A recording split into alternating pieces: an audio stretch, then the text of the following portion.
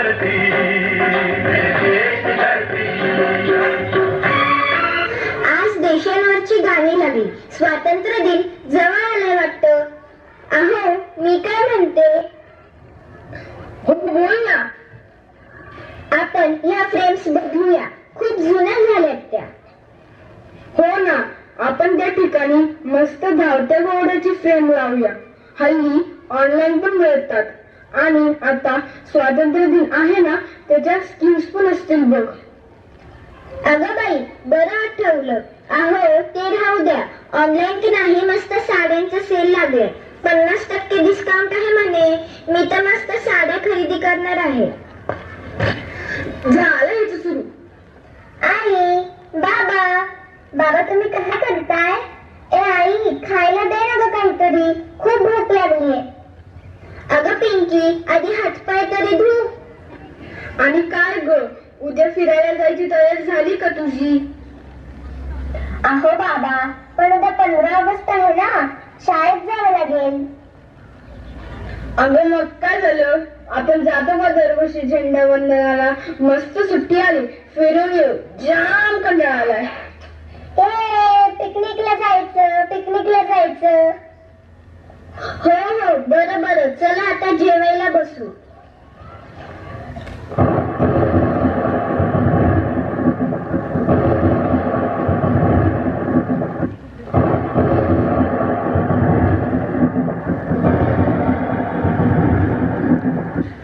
अगं बाई, केवढा हा विजेचा कडकडाट. अहो, लवकर बाहेर या. हे फोटोतले बाहेर आले की काय बघा बरं. हो ना, हा काय अघोरी प्रकार? अरे अरे अरे, काय ऐकतोय मी हे आज? ज्या देशाला स्वतंत्र करण्यासाठी आपण सगळे इतके झटलो, त्याच देशाचे नागरिक हे असं बोलतायत. काय नाही केलं आपण देशासाठी? हो ना, स्वराज्यासाठी छत्रपती शिवरायांनी जसं मुठभर मावळ्यांना सोबत घेऊन पुढे भव्य मराठा फौज उभी केली, तसंच मी सुद्धा स्वातंत्र्यासाठी इंग्रजांशी लढण्यासाठी आपल्या भारताची आझाद हिंद सेना स्थापन केली. हो ना सुभाषजी, स्वराज्य स्वराज्य हा माझा जन्मसिद्ध हक्क आहे आणि तो मी मिळवणारच. ही माझी भीष्म प्रतिज्ञा मी उगीच केली असं वाटतंय आता. इंग्रजांचा अमानुष अत्याचार मला पाहावले नाही, म्हणूनच मी सुद्धा स्वातंत्र्य लढ्यात उडी घेतली. देशातील जनता अडाणी राहून सर्वच बाबतीत पुढारलेल्या इंग्रजांशी लढणार कशी, हा प्रश्न सतवायला लागला. तेव्हा देशवासियांना राष्ट्रीय शिक्षण मिळावे म्हणून पुण्यात पहिली शाळा महाविद्यालय सुरू केले. देशातील तळागाळातील जनतेपर्यंत पोहोचण्यासाठी वृत्तपत्रे प्रभावी माध्यम ठरतील असं वाटलं, तेव्हा केसरी आणि मराठा ही वृत्तपत्रे सुरू केली. गोपाळ गणेश आगरकर, विष्णुशास्त्री चिपळूणकर आदी विचारवंत लोकांना सोबत घेऊन इंग्रजांविरुद्ध वातावरण निर्माण करणं हेच जीवनाचं ध्येय ठेवलं. मेरा रंग दे बसंती चोला, मेरा रंग दे बसंती चोला, मेरा रंग दे, असं म्हणत हसत हसत मी सुखदेव राजगुरू फासावर चढलो.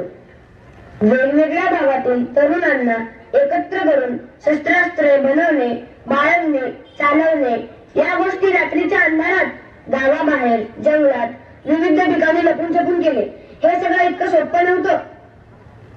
इंग्रज अधिकारी करत असलेले छळ, हत्याकांड उघड्या डोळ्यांनी पाहत नव्हते. आई बहिणींवर होणाऱ्या अत्याचाराने रक्त उसळत होते, शरीर पेटत होते. म्हणून आम्ही सरळ सरळ शस्त्र हातात घेऊन त्यांना थरथर कापायला भाग पाडले. आपण पकडले जाणार, आपल्याला फाशी होणार हे आम्हाला पहिल्या दिवसापासून माहित होतं. म्हणून तर फासावर सुद्धा आम्ही हसत हसत चढलो. बालपणी आणि तारुण्यात फक्त स्वातंत्र्य हेच जीवनाचे ध्येय ठरवले. अहो, काय माया होती आमची. तारुण्यात विविध स्वप्न रंगवत, मजा मस्ती करत वाढणारी आजची तरुण पिढी यांच्यापुढे ध्येय काय तर सुट्टीचा आनंद लुटायचा. यांना भिंतीवर आपले फोटो ठेवायला सुद्धा लाज वाटते. मैं मेरी जासी नहीं दूंगी, मैं मेरी जासी नहीं दूंगी.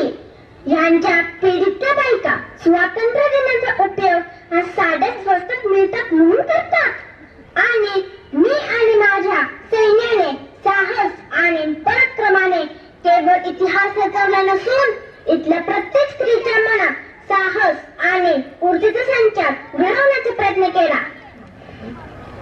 आपल्यातील पराक्रमाने कित्येक राजांना पराजित केले. देशाला स्वातंत्र्य मिळवून देण्यासाठी आणि आमच्या जाशीला वाचवण्यासाठी इंग्रजांना कडवी झुंज दिली आणि झुंजा लढवियाचे मरण स्वीकारले. सुभाषजी, लोकमान्य, तुमचा काळ हा 18व्या-19व्या शतकातला. आम्ही तर 16व्या शतकातच परकीयांशी लढण्यासाठी सज्ज झालो. तुम्हाला इंग्रजांशी मुकाबला करावा लागला आणि आम्हाला मुघलांशी. म्हणजे हे सगळे गनिमत. काय औरंगजेबाचा इतिहास तरी आठवतोय का? कसा त्या अफजल खानाला प्रतापगडाच्या पायथ्याशी धडा शिकवला. एकूण काय, आपण सर्वांनी आपापल्या परीने राष्ट्रीय निर्मितीसाठी प्रयत्न केले. हो, बरोबर आहे. आणि आज स्वातंत्र्य मिळाल्यानंतर हे स्वातंत्र्य उपभोगणारी पिढी पाहताना यांना राष्ट्राविषयी काही आस्था नाही असे दिसून येते आणि तळपायाची आग मस्तकात जाते. आणि आत्ताच्या या मुलांना आणि त्यांच्या पालकांना पाहून असं वाटतं की का आपण हा सगळा खटाटोप केला. हो ना, पारतंत्र्याचं जीवन स्वीकारलेल्या लोकांना एकत्रित केलं. इंग्रजांशी कडवा मुकाबला मला करावा लागला. जर्मनीत जाऊन प्रशिक्षण घेतले. कशासाठी केलं हे सगळं? तर फक्त आणि फक्त स्वातंत्र्यासाठी. आज या स्वातंत्र्य दिनाची हॉलिडे म्हणून पिकनिक मजा मस्ती होताना पाहून काळीच तळमळतं. या दिवशी खरं तर मुलांना स्वातंत्र्य समर, शूरवीर, शहीद भारतीय यांच्याविषयी माहिती देऊन विस्कटत चाललेली, तुटत चाललेली नाळ पुन्हा जोडायला पाहिजे. खरं तर स्वातंत्र्य दिन हा एखादा सण किंवा उत्सव म्हणून साजरा केला पाहिजे. पण हल्ली तो फक्त शाळा आणि कार्यालयापुरताच मर्यादित राहिला आहे. तेव्हा सुरू केलेलं शिक्षण आज इतकं विस्तारलं आहे की बघून अभिमानही वाटतो. पण हीच शिक्षित माणसं स्वातंत्र्य दिन म्हणजे सुट्टी, पिकनिक, वस्तूंवरील सवलती या अर्थाने पाहतात. आपली पिढी स्वातंत्र्यासाठी लढली, झिजली, पण ही पिढी पाहताना प्रश्न पडतो की खरंच आपली मेहनत फळाला आली का? हो,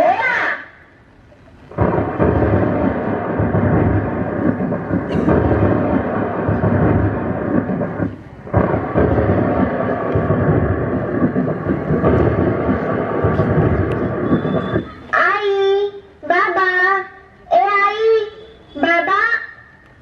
हे काय ग पिंकी, तू कुठे चाललीस? मी तर झेंडावंदनाला जाणार आहे आई.